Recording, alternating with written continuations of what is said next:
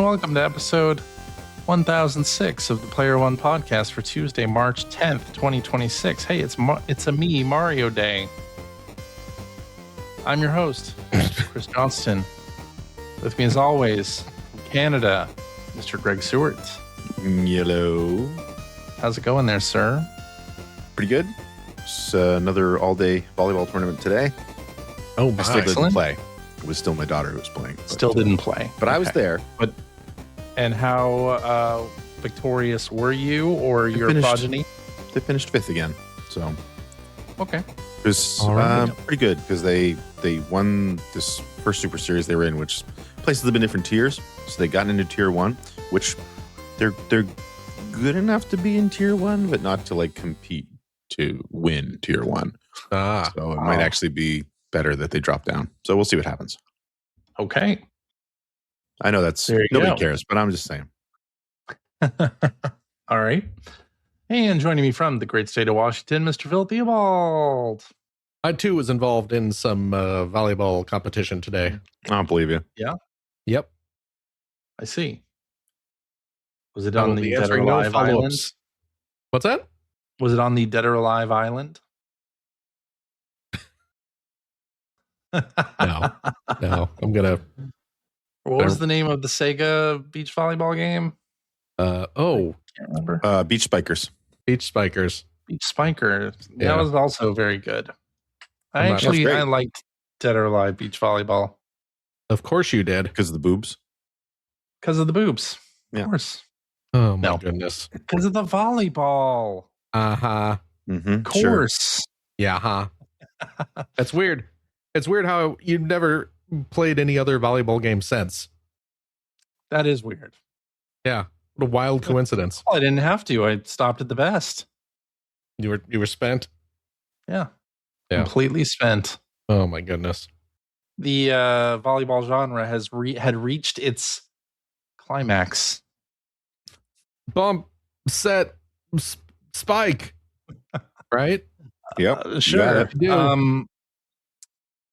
When I reviewed that game, I had to bring an Xbox debug. It was either a debug or it was installed on the drive, and I had to bring like the whole system home over holiday break. Oh, yeah. Well, all right. And then played DOA beach volleyball while you have to barricade the door and Mom, Dad, knock before you come in. Not right now. I'm busy. Yeah. A lot of tissues and hand lotion, all that stuff. Wait, what? That's gross. Because I had a cold and my hands were chapped. That's what it. Yeah. Gosh. Yeah. Where too much friction. Wow. We'll dry out those hands. Wow. Right. Anyway, he was whacking it. No, playing the video game. I can say with very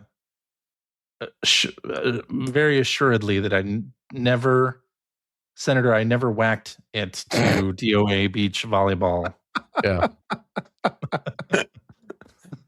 Although he named a specific title, he didn't just say like while I was playing a video game for work. Mm-hmm. I don't think I've ever done that. No. I don't think I've ever done come that. on. Nope. You never. Don't played bullshit Floyd me. Brothers. And you're only human. As we all are.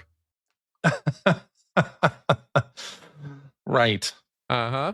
That was all I was doing while playing Bubsy 3D for preview. Oh my goodness. Anyway. Weird start Greg, to this show. How do you let the show lose control so much so early? I blame you. What did I do? Here I was saying my hands were chapped and I had a cold and you had to make it blue. Anyway. Yeah. Let's talk about some video game news. Oh, okay. There's a report from Jason Schreier says that Sony, who you may know, I've heard of them. Yeah, is moving away. Company. you're aware of them then? They've made the PlayStations 1, the PlayStation 2, the PlayStation 3, the PlayStation 4, and recently the PlayStation 5. They've made all the PlayStation Math systems. checks out. They have. They've made all of them. Yeah. Mm-hmm. Yep. And so they are apparently adjusting their PC strategy, and they are stopping single player PC ports. While they will continue doing the multiplayer games across PlayStation 5 and PC. I see. Yeah. Okay. So there is concern, according to the report. Yeah. There's concern within PlayStation that releasing the games on PC risks damaging the console's brand and will hurt sales of the PS5 and its successors. Oh. I ask you. Probably the PlayStation 6. Yeah. They're probably looking at Microsoft doing that, the day and date releases across PC and Xbox, thinking, well, it's not really, it didn't really go too well for their hardware sales to continue doing that. Right. And, if Valve is going to release the Steam machine, although, in this ridiculous timeline of video game memory price or computer memory prices just in general being crazy, who knows if that's going to happen. Yes. But increased competition for the living room, which is where the PlayStation 5, that's its bread and butter, you might say. So yeah, no more, or they're stopping their PC ports. So Ghost of Yotei, Saros, those are going to be PlayStation 5 exclusive. We're back to the point of console exclusives. Well, okay then. I wonder if they'll come to Xbox. I mean, we all have PS5, so I don't think this is really. I don't play any of this stuff on PC. No. Too much, but it's just another way that the industry is transforming. Potentially, Sony trying to stop the transformation of PC becoming the master one console future, and protecting their own hardware, which I think is probably a good idea for them. Now, would I have double dipped on Astrobot had it come out on PC? Yes. Oh, absolutely. Yeah. But I'm not saying I would. I was saying that you would. Oh, I would. Yes. Yeah. Yeah. I might have too. That's a great game. That's a great video game. Yeah, sure is. Yes. And then, hey, since so many PlayStation ports get on PC get like VR, fan-made VR versions, and we would have had Astrobot back in VR. That could have been interesting. Anyway. Speaking of hardware, Xbox has announced their next generation console. Project Helix is the name of it. Have they said anything though outside of the name, or nope? No. They have announced. They have shown off this beautiful logo. Yes. Oh my God. Project Helix. And Asha Sharma, who is now Microsoft Gaming CEO, tweeted it out. And this is the next generation of Xbox console. She said, "Great start to the morning with Team Xbox, where we talked about our commitment to the return of Xbox, including Project Helix, the code name for our next generation console. Project Helix will lead in performance and play your Xbox and PC games." So it's a PC?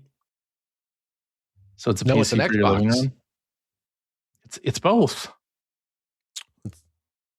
It's the Reese's Peanut Butter Cup of video game systems. I forget who I was watching. I forget his name right now. But he Will was Smith, the Fresh Prince. He was a Game Trailers guy, I believe. Oh, no, Kyle that's not Bosman. him. Yeah, that's him.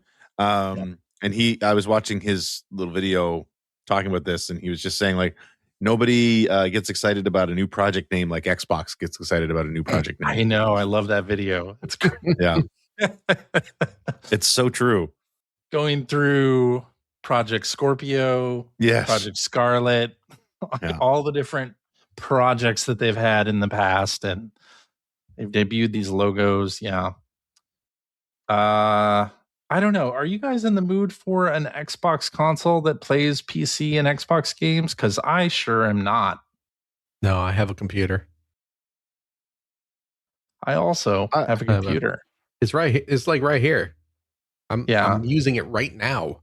I can't say I'm terribly excited to get a new piece of Xbox hardware.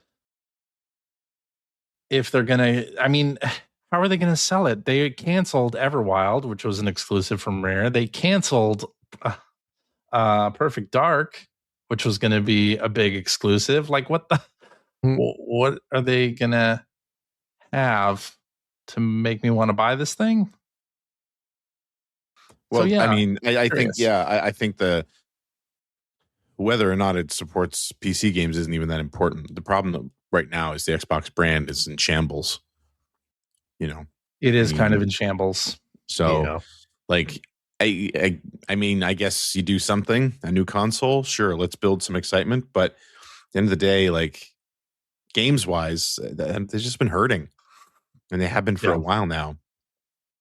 They've been hurting for a while, and they've been bringing their games to PlayStation 5, which I think has gone very well for them. They've become a pretty big publisher. It doesn't seem like they want to do that anymore. Right. If you're going to be a third-party publisher, then just be a third-party publisher. Right? Yeah. Anyway. I could see them stopping bringing games to PC day and date. Potentially, or making them Windows games or Windows Store exclusives, not Steam, which would be terrible, but I don't know that will help them sell hardware. I guess we'll find out. Mario games for NSO. So you may have heard Mario Day is today as we record, and they're bringing 3 more games to NSO. I thought Mario Day was Tuesday. We're recording on the 8th. We're recording on the 8th. As we record. Comes out on. Oh, I'm sorry. You're right. Mario Day is Tuesday. When we're discussing the elderly today. When this is published. That's right. If you wanted to talk about Mario, you would have called in last week. That's right. So we're getting Mario vs. Donkey Kong on Game Boy Advance. Okay. Mario's Tennis on Virtual Boy and Mario Clash. Also for Virtual Boy. Okay, sweet. There they are. Yeah. Bust out the old cardboard box. I still have the plastic thing right over here. Yeah, me too. I'm ready to go. Ready to play Mario Clash. I never played Mario Clash. Oh, really? I played tennis, but never played Mario Clash. Clash curious. Is very much like it's far closer to the original Mario Brothers arcade game. Yeah, which I'm down with that. I like the original Mario Brothers arcade game, and it kind of looks fun. You know what? I enjoyed Mario Clash. Yeah. What are your opinions on Mario versus Donkey Kong? Mario Clash is pretty cool. Oh, and they re-released Mario vs. Donkey Kong on Switch not too long ago. So, but they're bringing it out on NSO. Yeah. So we'll see how that goes. I will download all 3. I don't have to because I've already downloaded the Nintendo Classics app, so they'll automatically update. Yeah, I shall play. You'll just update it. I'll just update it. Yeah, it's just that simple. Yep. Yeah, just that simple. All right. Nintendo had an Indie World presentation. Did either of you guys watch this? No, I didn't even know this was happening. I skimmed through it a bit. Yeah, some pretty good stuff announced, including Densha Attack, which I don't know if you've played the demo of this. It's available on Switch too. I've downloaded the demo, but have yet to boot it up. I think you will like it quite a bit, Phil. It looks as though I would. Yeah. Phil. Because you liked the games from Roll 7, right? What were those? Do you remember those games? The skateboarding games for Vita, and they did the Ollie. Ollie, that's right. Oh, yes. Yeah, Ollie, right. Yes. I did enjoy the Ollie games. This to me kind of reminds me of an Ollie in 3D if it was made on Dreamcast. It's a very it's got like a very Japanese flavor to it. The developers are from Spain, by the way. Okay. Very Dreamcast feeling in terms of the visuals, very sort of Jet Set Radio look. I mean, with the cell shaded graphics, and it's just a really fun demo. Cool. You play a train, or you're a driver of a train that delivers different goods. They're called engineers. Now that we have ruined the planet, goods and services are transferred by train. So you are a driver for the Densha Attack service, I guess, and you do all kinds of tricks, and it's really fun. You should try it. I think you'll like it. Okay. They also announced Heave-Ho 2. Yeah. So if you're into couch co-op games that can be very frustrating with physics, maybe you'll like this one. Mini Shoot Adventures, a game that was on my Game of the Year list not too long ago, is finally available not only for Switch 2, but for all the consoles, which is great. Great to see. I need to play that sometime. It's very good. It's a fun little game. Good. You have it on Steam. I know I do. I just haven't played it. Yeah. You need to play it. It's so good. And the presentation ended with Blueprints coming to Steam. Or not Steam, Switch. Wow. Blue. Did I mention I'm a little under the weather today? Is that right? Yes. So. I really wanted to like Blueprints, but didn't do anything for me. Yeah. Yeah. Everything I've seen about Blueprints, it just seems like homework. I would absolutely not enjoy that game. Yeah. I liked what I played of it, but at the point where I probably needed to bust out a notebook and take notes, I was like, I think I'm done with this. Yeah. So, yeah. But yeah, pretty good indie world showcase from Nintendo. All right. Yeah. Did you see that we're getting a Mario Galaxy Direct tomorrow as we record this? So the day before Mario Day. The movie. But Mario Galaxy Movie Direct. Yes. Sorry. Okay. And there's some details in the poster that they showed alongside announcing that Direct that we see Wart here in the poster. Exciting times. Yep. Wart? Those are ninjas, aren't they? Way in the background. Mouser. No, but on the right-hand side. Aren't those this ninjas? Is a ninja? Right. Yeah. Yes, ninjas. From Super Mario Brothers 2. That's awesome. I'm so glad.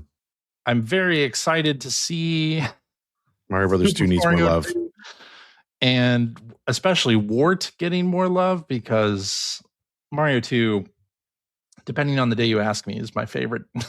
Depending on the day you ask me. Depending on the day you ask me. It's a very good game. It is a very good game. And so now I'm kind of excited about the Super Mario Galaxy movie that's coming out April 1st, only in theaters. So, I mean, you were excited anyway, though. I was excited anyway, but more excited now that we have some guaranteed Wart and Mouser and Ninjas and Birdo. Yeah. Where's Claw Grip? Claw Glip, you mean? Screw that guy. Where's Tri-Clyde? Maybe they will get their own movie. No, I mean, I wish Nintendo would revisit Super Mario Brothers 2's mechanics. Maybe one day they will. Maybe. All right, let's end the news with a bit of a downer here. Toshihiro Nagoshi, as you may know, started a new studio after leaving their RGG studio. Yeah. To work on a new game. We saw the trailer of it at the Game Awards. It's called Gang of Dragon. Yep. Now we have heard that NetEase, which is the company funding Nagoshi Studio, is basically stopping funding them in May. Oh. The game is not finished. No. Jesus. Apparently needs $44 million to finish. Fine. Let's see. Phil's got his wallet out. This. I got a 20. 20. I don't think that's gonna cut it. No. Yeah, so potentially bad news for Gang of Dragon. Yeah. A few years ago, Chinese studios like Tencent, NetEase, publishers seemed like a great sort of idea. And it wasn't only Nagoshi that went that direction, and it seems like Gang of Dragon is in some dire straits because of that, or maybe because of something else. I mean, we don't know the full story really about why NetEase is pulling their funding. It could be a troubled development that game dev is hard. And maybe they're over budget. Like, who knows? 44 million seems like an awful lot of money. Did they make their own engine again or something like that? Like, yeah, it could be 44 million to finish. Like, yeah. So how much have they racked up already? Like, yes. So maybe we won't be playing Gang of Dragon after all. Kind of sad news. Yeah. Yeah. The video game industry sucks. It is in a bit of a transition period, and who knows what exactly that means. May not mean Gang of Dragon. But anyway. Yep.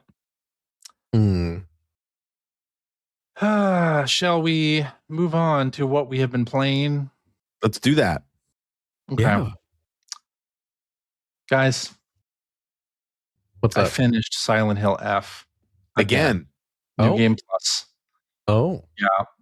I have mentioned on the podcast before. My daughter and I have been playing it. It's basically me playing it and my daughter telling me where to go, or if I missed like a pickup or something to go, missed a collectible or something. And I finished New Game Plus. Oh, congratulations! Got the same ending that I got the first time around. So we ended up watching a video of the other endings. There's 5 endings total to this game. And it's a great game. Towards the end, I was getting real good at killing. They're not really zombies. They're like dolls and huge like womb monsters or something. Like it's some gruesome huge womb monsters. Huge womb monsters. There's like this thing that walks around that just has a ton of like pregnant bellies on it that you have to gross. It's quite it's pretty gross. A ton of pregnant bellies. So a huge womb monster.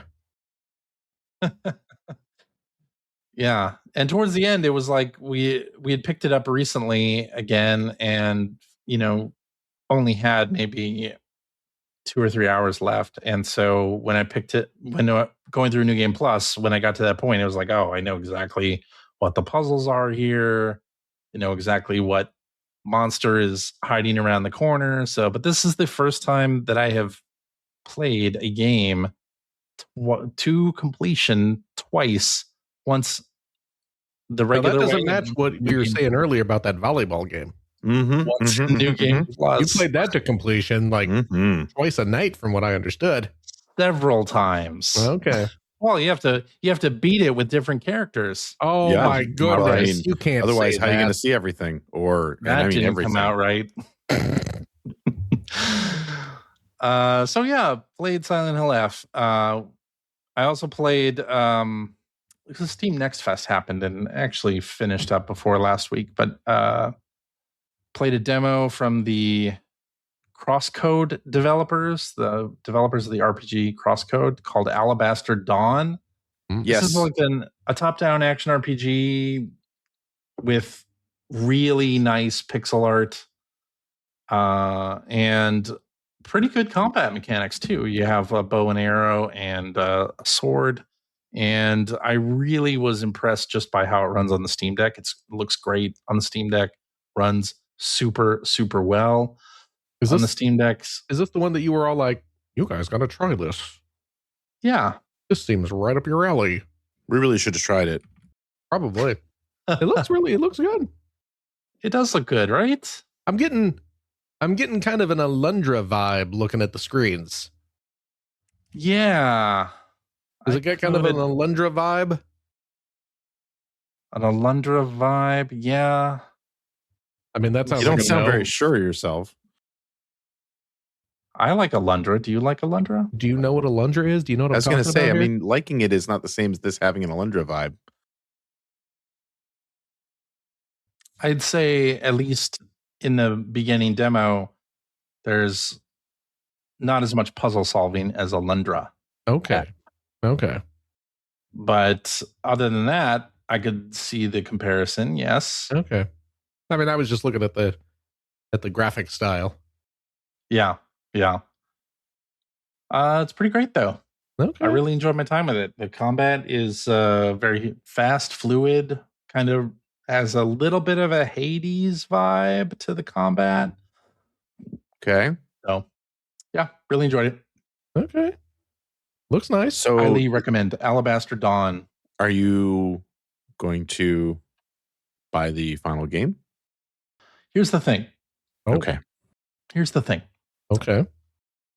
According to the store page, they're releasing an early access. Mm-hmm. Okay. So I may wait until they get to 1.0 and then I'll pick it up.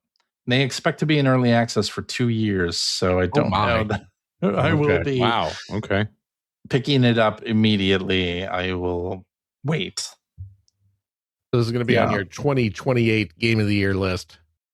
Potentially, Mm-hmm. Okay. I will wait, but quite fun demo. All right. And then I also spent a whole lot of time playing Pokémon Pokopia. Have you heard about this? Seen this? Heard about it. I have heard about it. Oh gosh, mute that. This is a Pokemon spinoff that is done by the developers of Dragon Quest Builders, which is one of my favorite games, one of my daughter's favorite games as well. We played. I remember together. watching this trailer. Yeah, we played all 2 Dragon Quest Builders games together, and then both of us were like, "Where's Dragon Quest Builders 3?" And then the director of Dragon Quest Builders left Square Enix, so it's like, oh well, I guess maybe we won't be seeing any more of that. But thankfully,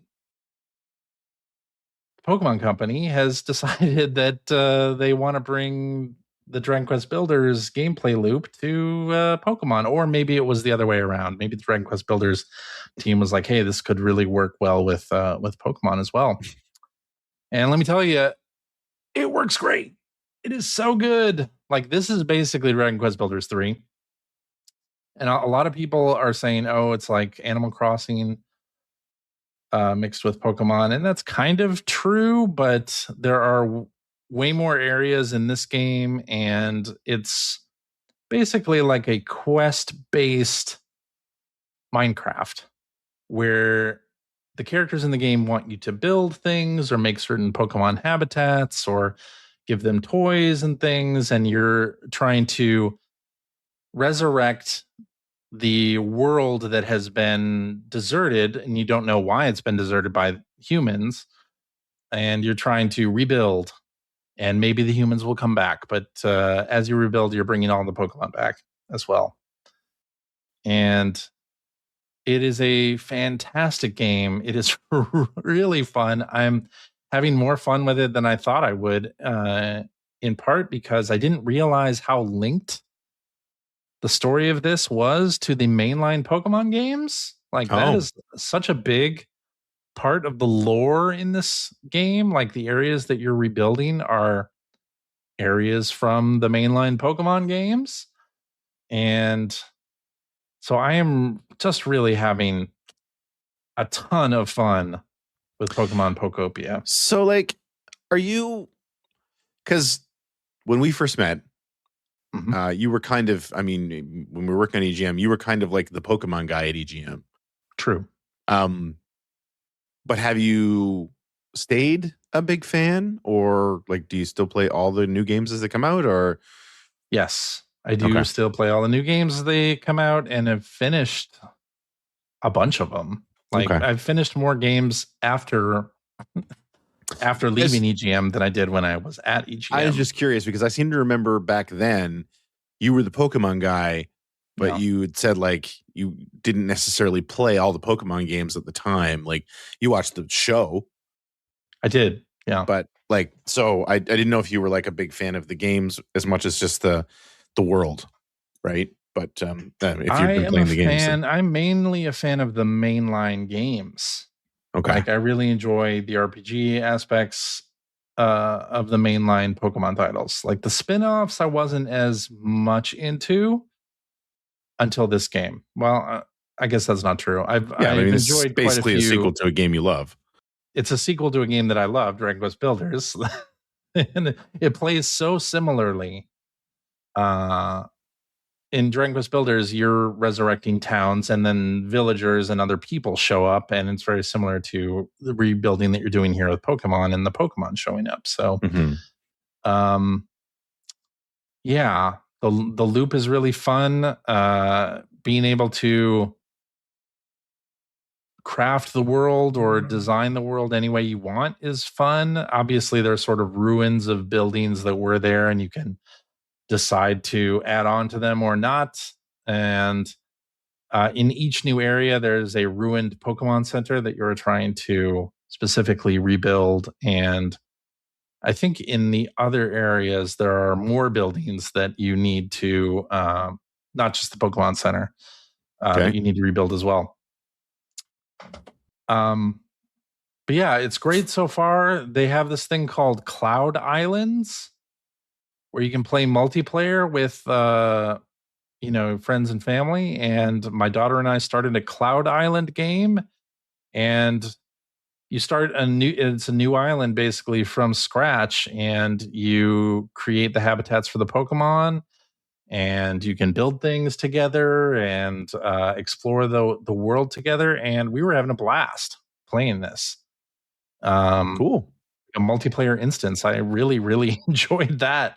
And that is not in Dragon Quest Builders. So, and also you can play the game itself with, you can invite people to your world, etc., and play that way. We have not done that yet, but I am looking forward to doing that as well. But I'm having a ton of fun with it. And there's so many Pokemon in this game. Like in the first area, mostly from like the first game. So if you're an old school Pokemon fan, like I am, you will recognize many of the pocket monsters that come out of the habitats in the first few areas. But then you start getting more custom Pokemon that are more tailored to this game, like special versions of Pokemon. I think it's actually pronounced Pokemon. Pokemans, yes, yeah. I believe that is correct. So,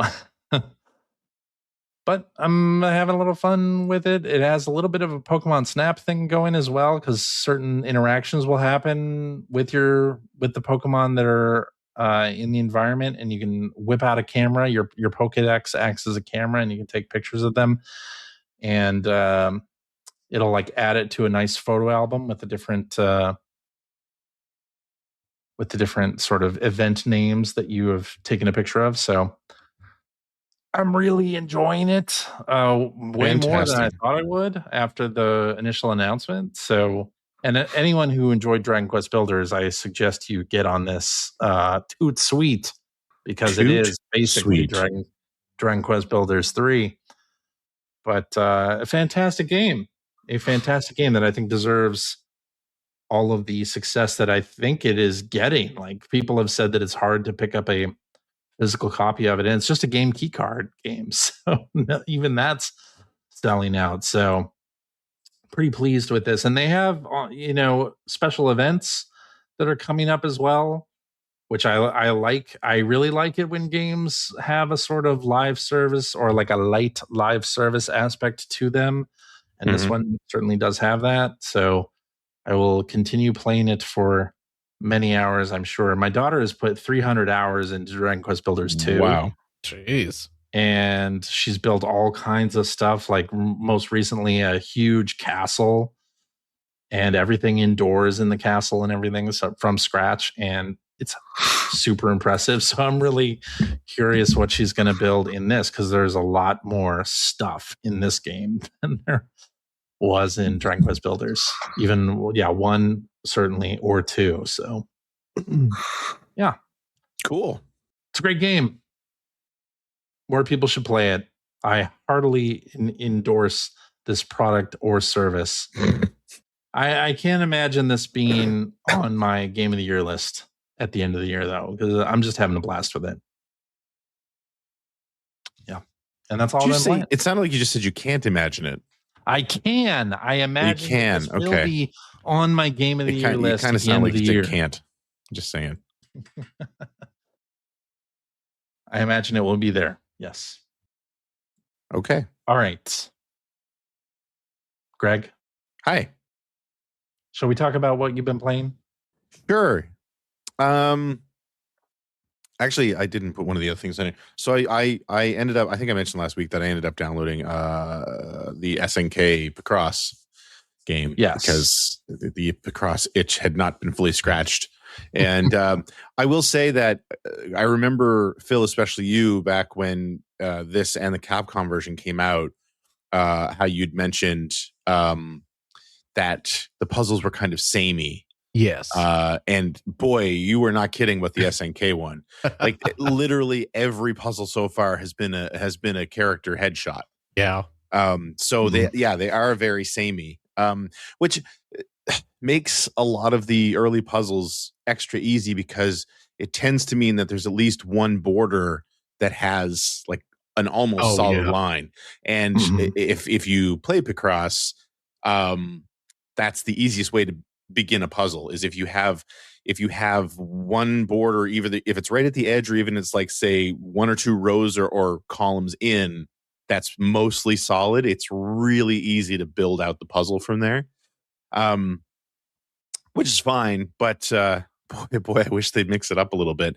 The Capcom one I didn't find was as bad for that. I think because they were using some character sprites from like older games and some like power up sprites and stuff like that. And like even the headshots they were doing like from a lot of different games, whereas the SNK one, man, it is mostly just a bunch of headshots of their fighting games. So it's good. I'm enjoying it, but yeah, boy, I would love it to be something else. But anyway, so been playing that, and iRacing Arcade actually came out on Steam recently. So I fired up the old Steam Deck and started playing that because it runs really well on the deck. So this is kind of like iRacing has been branching out. Of course, iRacing is the big racing simulator service on PC that so many people use, and that's used for like official e-racing for some racing leagues. But they most recently have, I think they've purchased different studios, and they had previously released, I think, a couple of iRacing licensed games because the Surface itself has a bunch of motorsports licenses, like for off-roading and IndyCar and NASCAR and things like that. I think maybe even, I don't know if they have a Formula One license, but anyway, So they've kind of teased those out into their own standalone games. Although I don't know how much of the actual iRacing physics they use because they don't use the iRacing engine.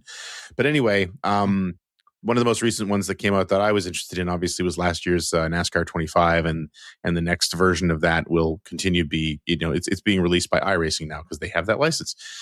But this is actually an arcade racer that is iRacing branded, and really what that translates to, as far as I can tell, is a few licensed vehicles and a few of the tracks that are on the service.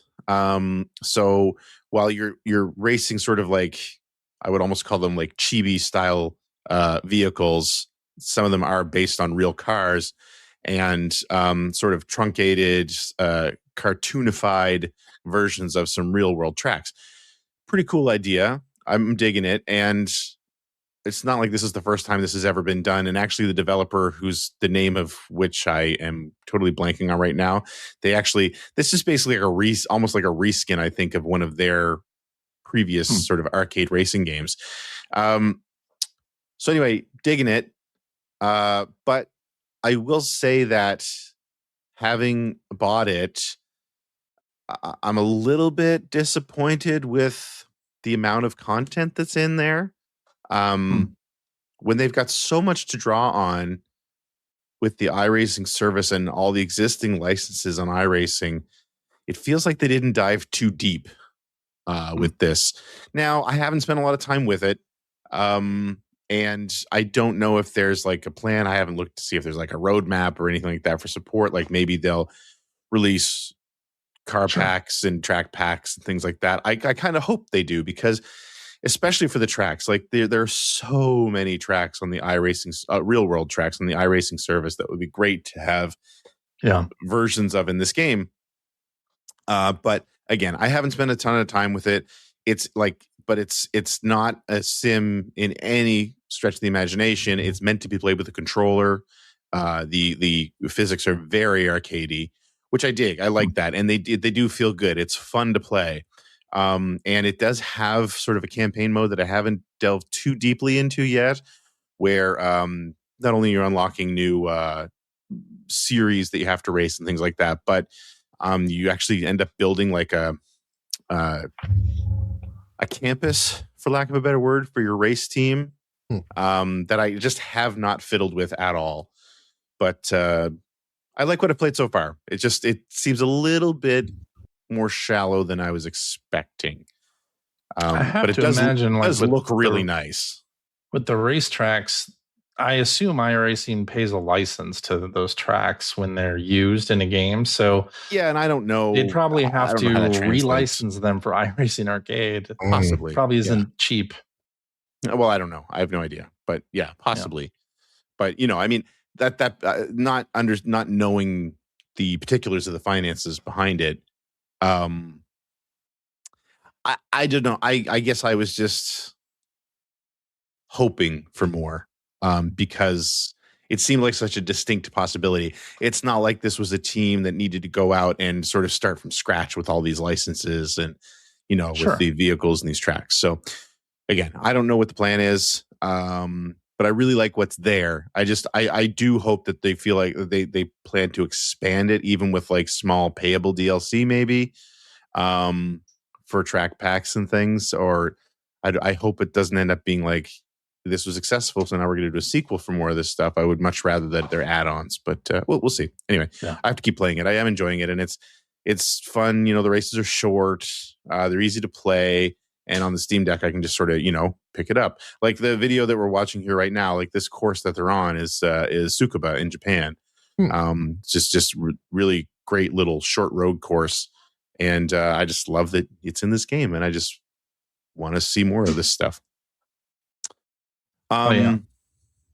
So, and then the other thing that I've been playing, only got another hour or two into it, is Resident Evil Requiem, which I noticed, CJ, it was not on your list this week. It wasn't. What the hell? Yeah, because I went back to Silent Hill. He can't handle that much spooky. But you already beat Silent Hill twice. Now I've beaten it twice, and now I can get back to Resident Evil Requiem. I've been so busy that I actually went like a week without playing it, and I turned it back on. It was like maybe Thursday night or maybe Friday night, and I was just completely stuck. And I'm not that far into it. I did not know where to go next. So I kind of puttered around for like half an hour, and it's like, well, I don't know what I'm doing, and it was getting late, so I turned it off. But I jumped back in last night, and again a little bit again today when I got home from the tournament, and I've gotten into the East Wing now. So the Patient Wing, I think it is, and I found like the Blood Collector, so I've got the ability to craft. Now, I don't really know if I should be saving to craft anything special. I've been mostly crafting bullets and that injector you can craft that'll basically boil the blood of the zombies, and you can do stealth kills with it, which the first one I got, I wasted. Because... Well, they want you to... Wait, no, did you not do it on the zombie they want you to do it on it? I already destroyed the zombie. Like, I'd already shot it. Oh, so it was already down. And then I was standing over it. And it's like, oh, press R2. I was like, okay. And I did that, and it like his head blew up, and it was fun. But I don't think I needed to do that. Well, but you had to make sure that it didn't get up and attack you again. Yeah, fair enough. I feel like I'm trying to avoid combat, but I still am not doing a very good job of it. I'm shooting so many zombies. But that's how I play as well. I want to shoot them. But I'm playing on casual, so I'm sure it's not going to be a big deal. Yeah. Same. Tonight I got to basically, I mean, if you count the cook in the West Wing that kind of stalks around that hallway, basically just before we started recording, I stopped after I found sort of the third monster that stalks you, and that freaked me the hell out. Oh, really? Yeah, I just wasn't expecting it. Like, you pick up a wristband that's basically a key card for level 1 doors, and this thing just bursts through the wall and starts screaming at you. I was like, holy crap, and I just ran out into the foyer and saved my game. So I don't want to go back in there now. So I think I'm going to go back over to the West Wing for now and get into some of those locked doors and see what I can see. Right. But yeah, didn't get to play it as much as I wanted to this week, but still really enjoying it. Although every time I get to one of those sections where one of those big monsters is stalking me, I question why I'm playing it. It freaks me out so much. Yeah. Anyway, that's what I've been playing this week. Hopefully have a little bit more time this coming week to get more Resident Evil played. We'll see. Okay. Yeah. Phil? Yes? What have you been playing, sir? Well, I will say I have been spending a lot of time this week really enjoying myself playing a game on the Nintendo Switch 2 that I don't feel like talking about, but I've been playing it a lot and quite enjoying it. I've seen you online playing it a lot. Are you cyber stalking me? Nintendo Switch friends list, yeah. Yeah. Yes, indeed. I'm just enjoying a sip of water. You'll excuse me here while I put this down. Yes. So that is where the bulk of my time has gone this week. But I have played a little bit of the new Scott Pilgrim game, which came out this week. Scott Pilgrim EX. Which I'm hearing from people. I'm hearing that people think this is not a new game. I was just about to say, really? It's a terrible title. Because, honestly, they should have retitled it. Because it does not immediately say this is a new Scott Pilgrim game. It makes it sound like it's some sort of like maybe updated version of it. Exactly. Okay? Of the original Scott Pilgrim game that came out like a decade ago or whatever. Yeah. And was re-released a couple of years back. But yes, this is a brand new game from the folks at Tribute Games, who are that's the Shredder's Revenge people. Okay. Yes. And they have the pedigree. Yes. Yes. And because I've spent so much time this past week playing another game. What game's that? It was some Nintendo Switch 2 release exclusive that came out.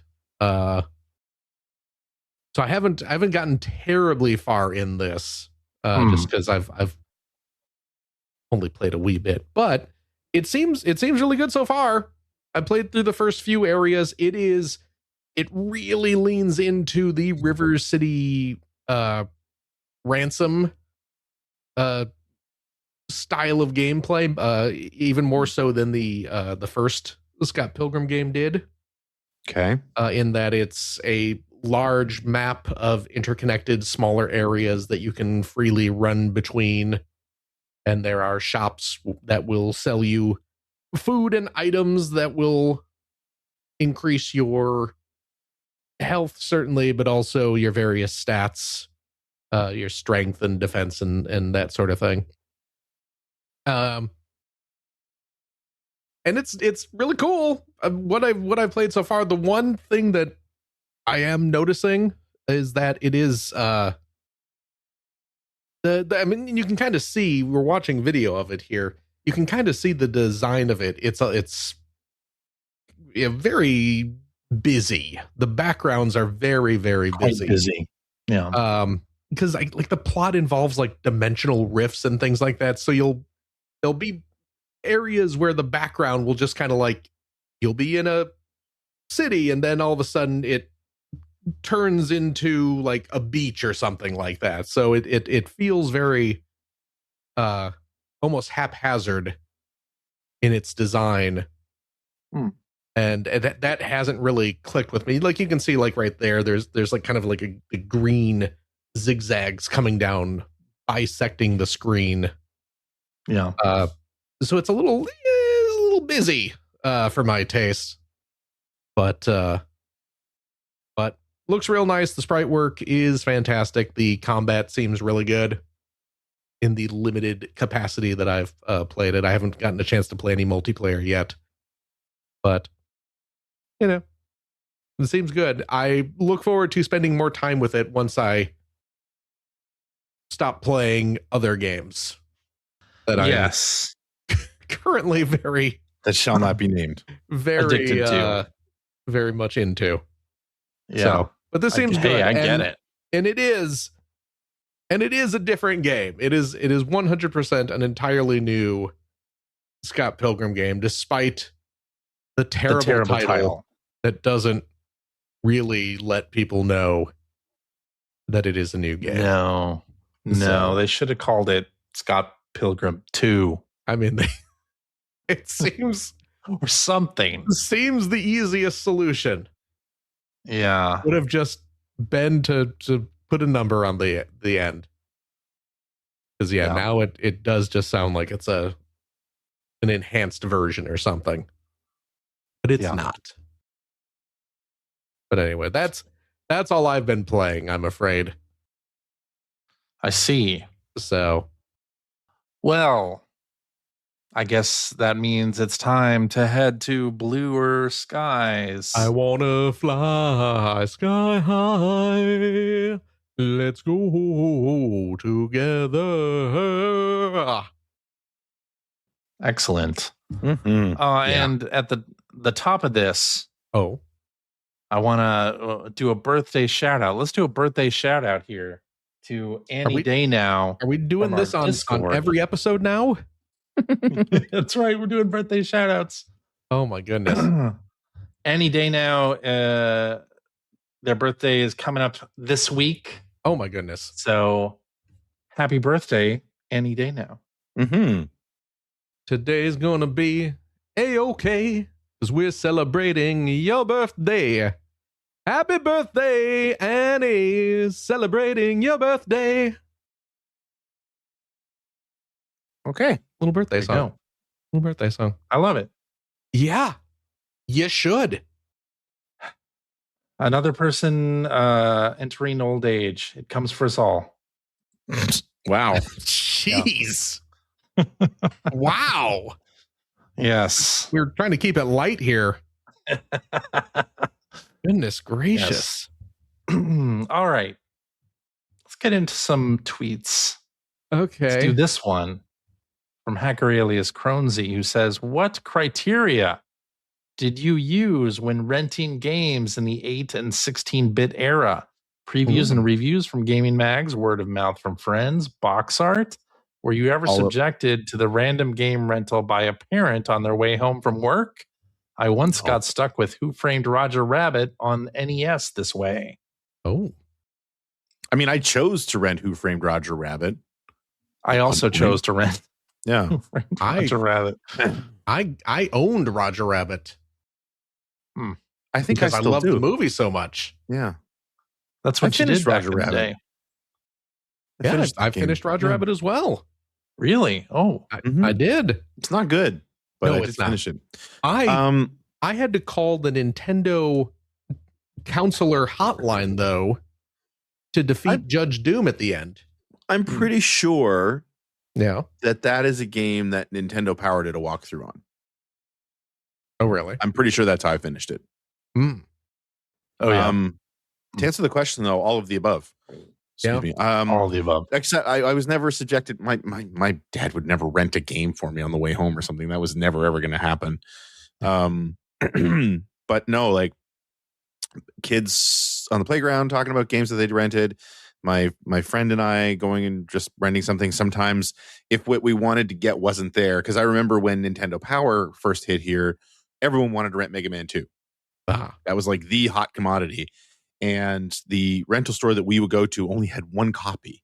Oh. And so every time we went on a Friday night, of course, it was rented. So that was the whole reason we rented the first Mega Man, because that was a game we'd avoided based on the box art. But so you get there in the game or games that you're kind of, those are your top choices, like aren't in. I mean, you're still renting something. Definitely. Yeah. You're there. You've got money. You've got plans for the weekend with your friend, like a sleepover or something. So definitely rented a lot of games just based on the fact that what we went there to get wasn't there. Yeah. And then, especially when Nintendo Power hit, definitely rented a lot of NES games based on Nintendo Power coverage. And then subsequently Genesis games based on like EGM coverage and Game Fan and that sort of thing. Yeah. Pretty much same story here.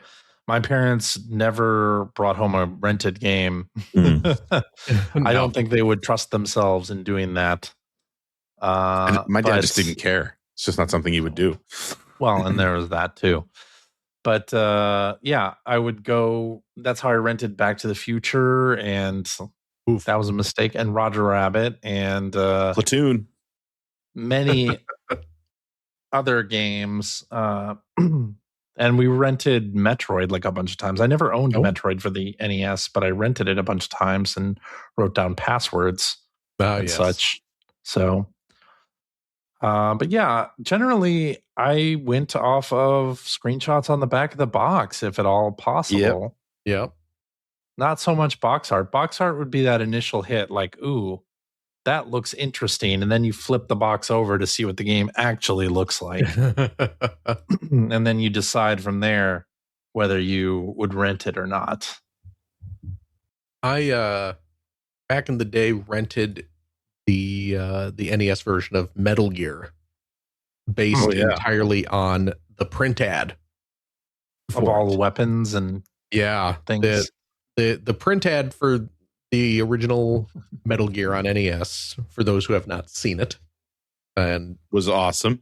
It was awesome. It was just basically a just full page that was just covered with images of all the items you can collect in that game with little text descriptions telling what each one does. And it was a very intriguing and there it is, CJ. Yeah, because that wasn't a thing that you saw in games back then. No, here's this huge inventory of, and it wasn't just weapons. It was binoculars and radio transmitters and metal gloves and bomb suits and everything like that. So all this gear you can collect as you play, and it was very intriguing to me. And I went to the local video store and shortly after and picked it up, and I know in the grand lineage of Metal Gear, the NES version is sort of a. There's nothing wrong with the NES version. Yeah, I mean it's people way overstate that just because Kojima didn't love it. Right. The NES version is absolutely fine. But the MSX version is it's better. It's the better version. But I certainly didn't know that back in the day, and I loved it. Yeah. So actually, and that was one of the ones that I rented a few times and had my notebook full of passwords, and eventually beat it. So nice. Yup. Good deal. All right. Let's go to the next tweet. This one from Winter, who says, "What's your strangest wish for the games industry if it could be done without loss of jobs and income? I sometimes wish that we'd never get any new games again, just so we could spend our time playing, replaying, and appreciating the varied games that already exist. Sometimes I think we have enough." I mean, I get it. I understand it. Yeah, if we could pay everyone in the industry to just stop working so we can all just relax and play our games. I mean, it may just happen naturally too. I mean, have you seen the industry these days? Yeah. Strangest wish. Strangest, may not be that strange of a wish, since it is a meme, but the whole I want shorter games with worse graphics made by people who are paid more to work less. Yeah. Kind of want that. I mean, for me, it's kind of self-serving too, because I like to finish my games, and if games were shorter, in general, I would finish more of them. A lot more of them. I would be delighted if games were shorter and quote unquote uglier. I don't need photorealistic everything. Right. Give me AAA to stop chasing the graphics. Yes. I would love that. Yeah. Would love that. I could see that. Yeah. I would want games to stop trying to be every single game in one so that you never leave. I think that is maybe tied into some of our other desires of shorter games made by smaller teams and cost less money. But having a game like Fortnite also include Rock Band and also racing game and every other game you can possibly think of. Like, I think that's ultimately bad for discoverability of new games. And I put that not only on Fortnite, but Roblox as well, being like the place that you never leave, or what Meta was doing with Horizons, where it's like sort of promoting those Horizon worlds instead of full quest games. Like, that just never seemed to be like a good thing to me. Like, okay, you just never want people to leave your own side of this service.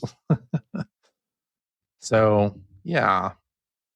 I wish games stopped trying to be all video games in one. No. Clearly not going to happen, but it'd be nice. All right, let's do this one from Hacker Alias, Mr. Nelson, who says, as Phil is headed to the retirement home, are there some video games that feature more mature characters that you enjoy? Oh.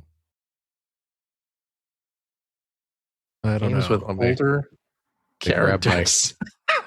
Oh my God.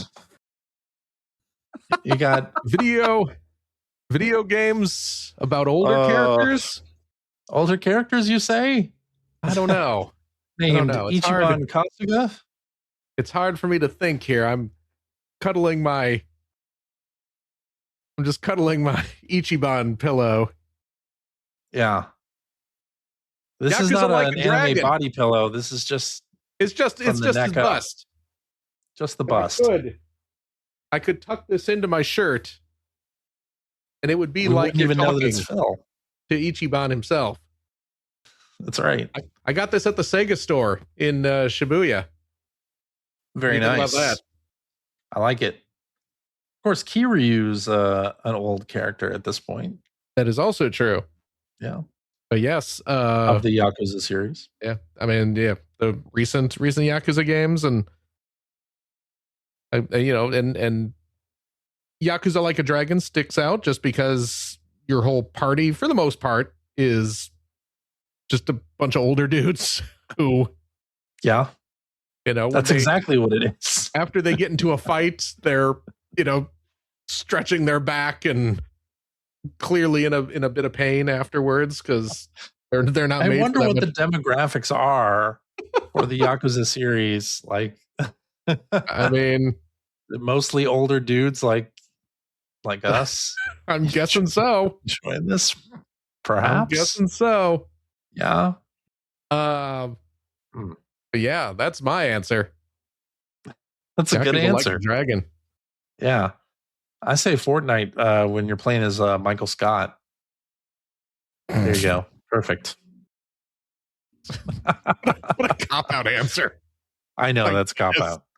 That's cop-out. I mean, Leon S. Kennedy is old. He's over 50 in Requiem, right? Is he? Yeah. Is he getting around like so. Is he getting around like Ichiban and Nanba where they're like having trouble running, where they get winded after running? He has not yet made a comment about how he's getting too old for this shit. Yeah. Yeah. He doesn't have to. We can just see it in his eyes. Oh, there you go. See it in his eyes. Yes. Lethal Weapon for the NES. Yeah. You realize that all those characters were younger than we are now. Shh. Don't say it out loud like that. Yeah. Oh my goodness. Like, wasn't that the big thing? Was it Lethal Weapon 2 where Raj was turning 50? Wasn't that it? I think so. I don't remember. I remember one of them. He was sitting on a Danny toilet. Glover like 40 years old when that was filmed too. Or something. That's what I mean. Like the old man in there was younger than we are now. Yeah, that's what I'm saying. Like, yeah. God damn it! What is the Wilford Brimley line? What is that? Because when Cocoon was filmed, he was like 45 years old and looked like he was 70. Yeah. Yeah. Let me look that up. Wilford I'm pretty sure Wilford Brimley line looked like he was 70 when he was he was 30. Yeah. Yeah. Oh shit. What's that? What's up, CJ? Let me share this. The Brimley Cocoon line. Okay. When Cocoon reached theaters, Wilford Brimley was 50 years old. Okay, so I'm older than Wilford Brimley in Cocoon. But I mean, he was playing an older character, was he not? He was playing an older character, yes. Yeah, so I'm sure he was dressed to look older in these movies, right? Right? Like potentially, but he looked old. Anyway. I don't think he has like prosthetics on or anything. It's not like friggin' Emperor Palpatine in Jedi where he's like caked in old man makeup. Yeah. He's just listen, I'm just trying to feel better about it. So yeah. He came out of the womb with that big walrus mustache.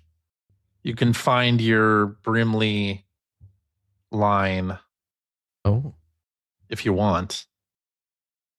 What was your birthday there, Phil? January 14th. That's me. 75? That's the very same. What is the Okay, Brimley you line? lost it Well, I on know. October 8th, 2025. Oh, well, there you go. There you are. Ugh. What about you? I haven't Greg? crossed it yet. I haven't turned 50 yet. 76. Yeah, May 16th. But you're about to. Yeah, a couple months. February go. 7th, 2027. There you is go. your See, I day. got almost another year. Yep. That's right. Another 11 months. And y'all are wondering why I'm retiring. I'm an old man. You need some kind of alien life form in a pool to rejuvenate you. I'm gonna go swim in my alien pool. You know, I've never And actually Steve seen Gutenberg Cocoon. will show up. I've never seen Cocoon. Have you never? What? Me neither. I did not. I have seen Cocoon. That was an available. old person movie. Yeah, I was going to It's say not that was like available on 85. streaming. That's I was I was watching 9. I was watching I the saw it in the Goonies. theater. I saw That's it a in movie for CJ. cool young kids. Mm-hmm. I've been You liking entertainment that was for old people since 1985, apparently. I'm watching Cloak and Dagger and Daryl. Everyone jokes how CJ Daryl. has looked 30 forever. Yeah. But what people don't know is CJ looked 30 when he was 10. He's This is literally true. always looked like this. That is also true. I don't feel 30. Anyway, Yeah. let me look back at the tweets. I think that's it. Oh, is it? Well, we got one more. Let's do one more. Okay, let's do one more. Alias Swim Odin, who says, "What were some of your favorite Next Fest demos? Also, has a demo ever sold you on something you didn't expect to get, or vice versa?" Oh my God. So, the only one I played was Densha Attack and Alabaster Dawn. I didn't play any. The only Next Fest I'm gonna demos I played. say I played something, but I don't remember what it was. So clearly it didn't leave an impression. Part of it is that adding demos to Steam Deck, it doesn't actually like you can add them on the web interface for Steam, but it doesn't like put it in your home menu on Steam Deck. So I always Right. forget. You always have to go back to the store page on the Steam Deck to download them. Apparently, they are fixing that in the like beta branch of the Steam Deck OS. There is a fix for that coming up, but it wasn't fixed by the time this Next Fest started. So I downloaded a bunch of demos, but really only played Densha Attack. Yeah, and Alabaster Dawn. Yeah, I don't think I played any demos. Trying to think about a demo that sold me on a game. I'm sure that's happened multiple times, but we did talk about one recently, and I think an after show, which was Crackdown. Yeah. Crackdown, absolutely. The demo sold me that game. Not remotely interested in the game up until the demo. Yeah. Same. And then played the demo and knew I was going to buy the game. Yep. Yes, Same. indeed. And likewise, the BioShock demo. I was always interested in BioShock. Yeah. The second that was announced, I wanted to play that. I don't know that it's happened too recently, though. I can't think of... I'm sure it has, but nothing really stands out. I'm fairly certain there has been a game where the demo unsold me on it. Yeah, I'm sure that's happened. Definitely been that. I can't think of one, but I know it's happened. I know that there have been games where I'm like, oh yeah, this seems like it's going to be pretty good, and then I try the demo and just kind of go, oh, nope, never mind. Wrong about that. I do like demos, and we're getting more of them now, where it's like it's just the first hour or so of the game, and your progress carries over. I love that. Yes.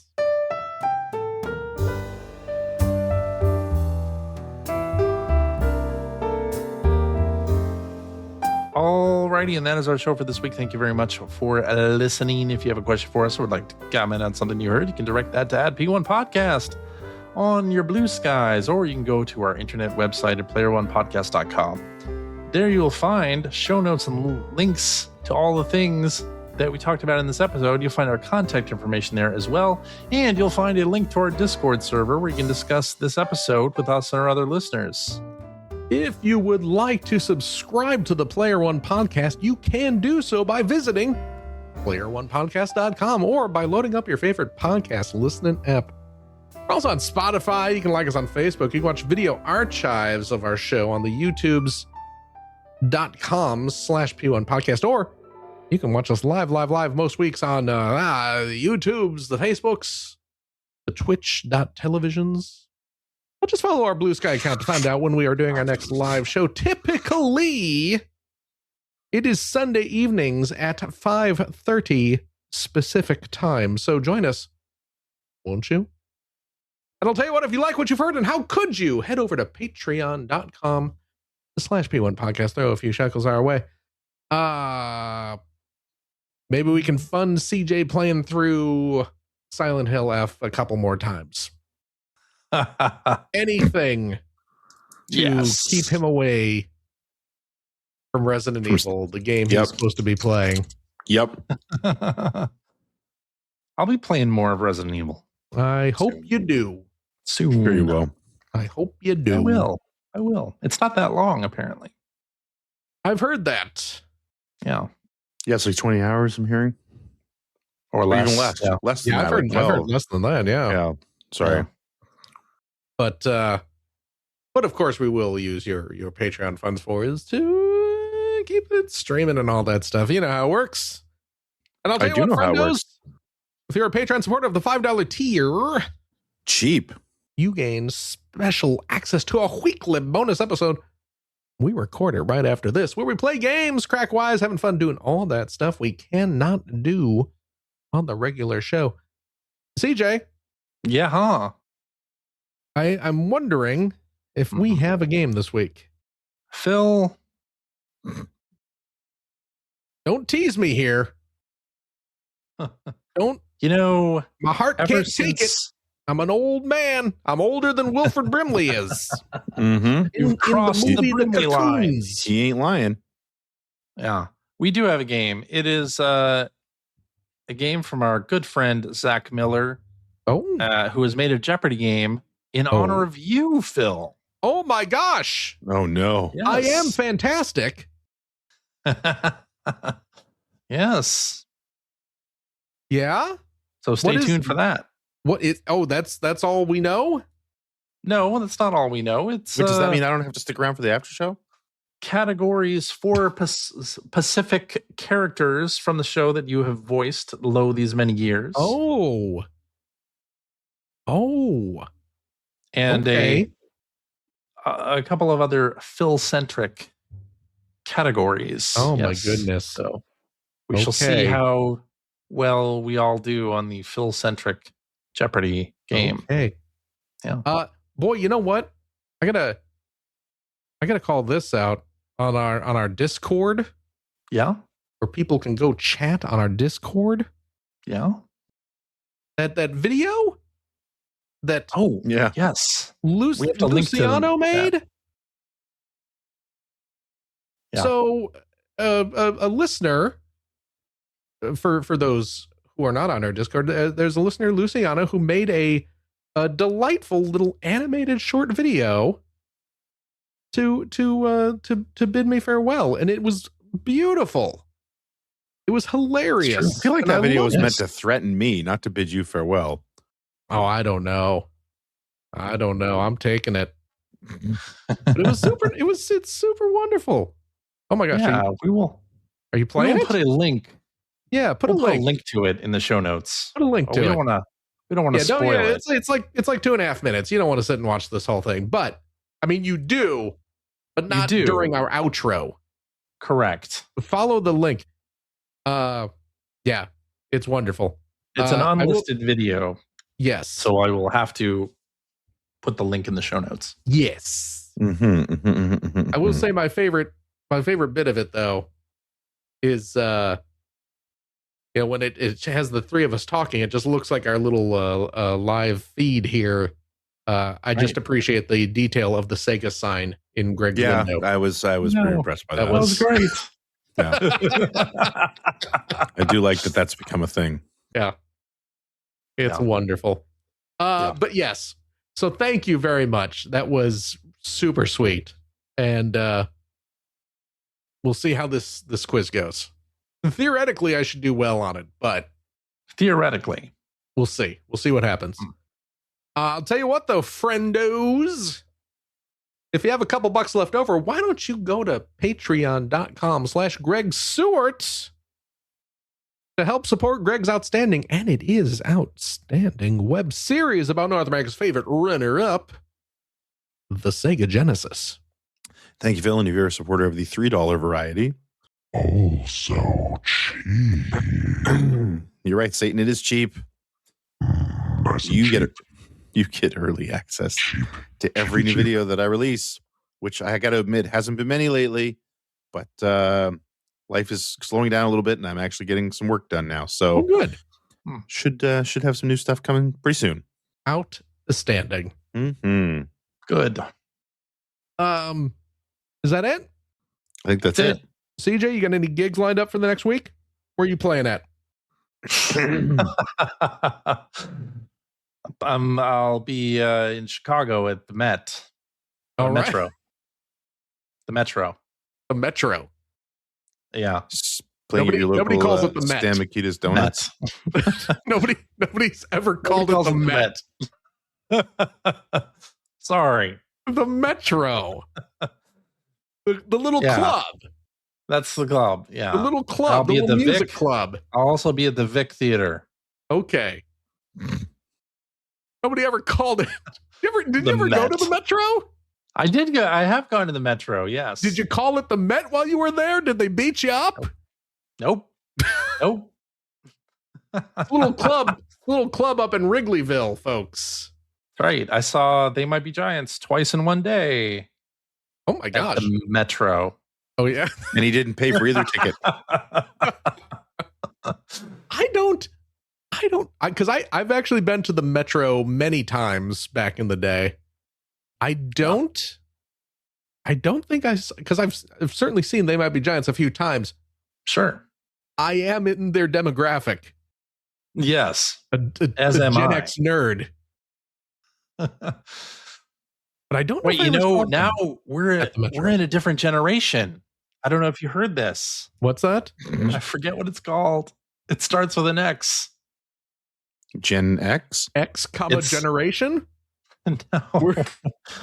No, there's apparently like a new generation of people who grew up with computers, but not the internet. There's like a new name. What? Oh. Okay. Anyway. This is fascinating. I saw Oingo Boingo at the Metro, though. I'll tell you that much. Boingo. Nice. During their farewell tour, I saw them at the Metro. It was great. I also saw Velocity Girl there. From Xbox? Really? Not the Xbox user who's selling their own custom designed Tony Hawk skateboards or whatever. And I often wonder if Velocity Girl retired on those funds. the band or the Xbox user? The Xbox user. Oh, okay. I mean, how much money can you make off music? I'm talking about selling the skateboards. That's true. Yeah. Yeah. Anyway, I am in Chicago this week, though. Oh, are you really? I'm not lying on that. Next episode, I will either be podcasting from Chicago, depending on the speed of my dad's internet access, or you guys will be doing a show together, and I won't. Sure. So you won't be in Chicago. You'll be in the Chicagoland area. The Chicagoland area, yes. You're going to be in the suburbs. The burbs. I gotcha. Western suburbs. I gotcha. You're going to head over to the Fox Valley Mall? I don't think so. No? Probably not. I haven't been to the Fox Valley Mall since it's been over 10 years. You're going to hit up Graham Cracker's Comics? Maybe go to Galaxy World and see what arcade games they have? No. Somewhere around here, I have a Galaxy World token. You can take that with you, and I don't know. See if the games still take. They probably have power cards now. Yeah, it's depressing. There was a time when you had to pay for your arcade games with a token. Because you don't want to put 10 tokens in to play one song of DDR. Yeah, they can't. It's Give you the card instead. It's a lot easier to take people's money when they throw $20 on a card and it's eaten up with like 3 games. Yeah, you don't know how much each game costs. Exactly. Oh my goodness. Yeah. It's all a scam. That's why I always go with the $50 option there. Then I save the card for next time. Of course. I play 3 games and then save the card. Yeah. That virtual currency, dark patterns. Oh, that's how they get not you. Just microtransactions are getting us at the arcades too. How they get you. Oh, CJ. Yeah. Thank you very much. Thank you, Phil. Of course. Gregory. Yo. Thank you as well. Thank you, Philip. Absolutely.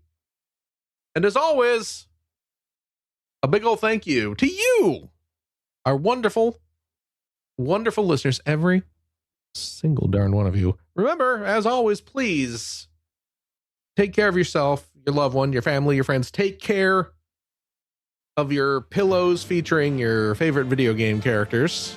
I know I am. And of course, be kind to each other. Be kind to yourself, though, as well. Now, how are you using that Ichiban pillow? You sitting on it? Ow? I mean, what's the plan? Oh. What? What? I sit on it. It's a cushion. It's a cushion. Okay. You know what? It is normally on display over by my bookshelf there. I have it. Oh, I see. Okay. I have it stacked up. I have it in a pile. Because it kind of looks like one of those carnival games that you throw a ball at and yeah, knocks it over. Yeah, like the clown. The clown thing. Yeah. It's his hair. I see. That's adding to that illusion. Correct. I gotcha. I understand. Did they have pillows of any of the other Yakuza characters, or was that it? They had a Kiryu one, yes. And a Kiryu, okay. They had a Kiryu one, and they had little, oh my gosh, little acrylic standees. That's nice, yes. Of Ichiban and a bunch of all the characters really. I stocked up, of course, on all the Ichiban merch I could find. Yeah. So. But it's a neat do a nice Sugimon pillow that's the trash bag guys. Anyway, Greg's out of here. Greg's out. Greg got bored with our outro. We're talking about Yakuza too much. We're talking about the Sega store, though. You'd think he'd be excited about this. It's a whole store of Sega merch. Yeah. They had a section of Puyo Puyo merchandise. Wow. All right. Which is true. I'm sure. I wish I liked Puyo Puyo. Anyway. Take care of yourself. Take care of everyone else. Take care, everyone, please. And we hope to see you next week. Bye-bye. Bye-bye. Goodbye.